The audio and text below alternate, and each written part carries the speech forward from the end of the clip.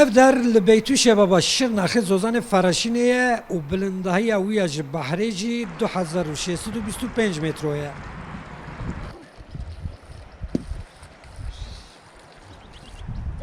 Zozanên Feraşînê war û wargehê koçeran e. Di vî heyamê payîzê de jî li Zozanên Feraşînê beşek ji koçeran berbideştên welatê xwe zıvirîne, beşek ji wan ji bo vegerê dirêdene, yên ku anha hêj li Feraşînê ne jî niştê cihên beytû şebabê ne. Ev Feraşînê hindî pîrametê babû ba pîrê me bêjin ev alanên Feraşînê eşîra gewdan e. Zozanên Feraşînê ji qeza bê şebabê rex qezayê milêre ve pireka heyt bêhnê sirta kom dike. Şwêrê tê da tê te Şabaniyê, Şabaniyê serê dikevte girêv Kerkûr meydan Zengilê. Hudûdê çî te Culemêrgê çiya reşkê ra tê te Golaş Calyanê Nala Xurê sirta Texçeyê û Simqatê û mila mehetê ca dît mila rex govîkê de ewa dê divorê da tê te dîsa pira qezaya ev e sinirêt Feraşînê ne. Cihekî gelê xweş e Feraşînê. Herkes qesta cihê Feraşînê diketin. Bihara heta meha payîzê. Payîzê hemî dadgerin çine deştê ve. Salî yasak da me çin emal ilçê bûn em li qezayê bûn em nehatin me pozî xwî nedikir. Emal ilçê bûn û em dernediketin ev bölge Feraşînê tampon bölgesi bû. Em nehatin em e jî debara xwe hema zor jiyan me derbazê dikir.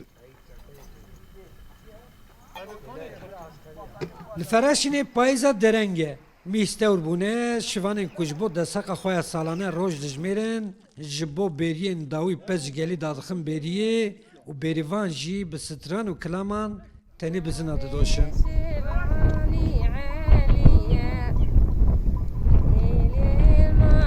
Zozanê me gelek xweş e.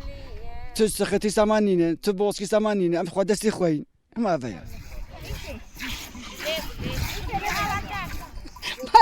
Dersem lejine mazalam kutken.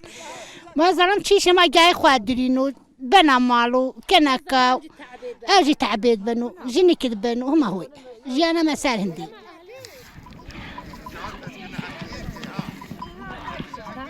خدای بی راب مالا خالیدن شغل خواهد کن چه خداد گیرن چه نبیری خواهد و ما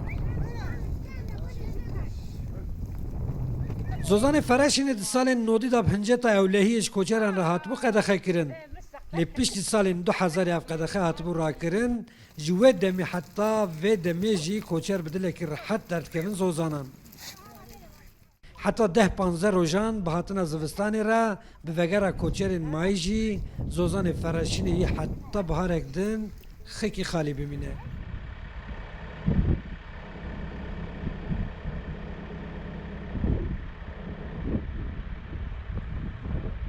Feraşîn yani evciyê fireh û şîn ji bo Zozanê Feraşînê tê gotin ev peyv ji şînkaya Zozanê Feraşînê di vî serdema payîza dereng de tiştek nemaye dema ku bihar hat carekî dinê dengê mêş û moza li çil û çiya bela vû yekser dîsa ji dewr û berên vî welatî û koçerê bi pezê xwe berê xwe bidin vî Zozanê. Sînorê Feraşînê di navbera Colemêrk wan û bey şebaba Şirnexê de cihekî gelekî hêja û xweş e di vî serdema payîza dereng de hêdî koçer yê berê xwe bidin deştê ber welatê germ herin.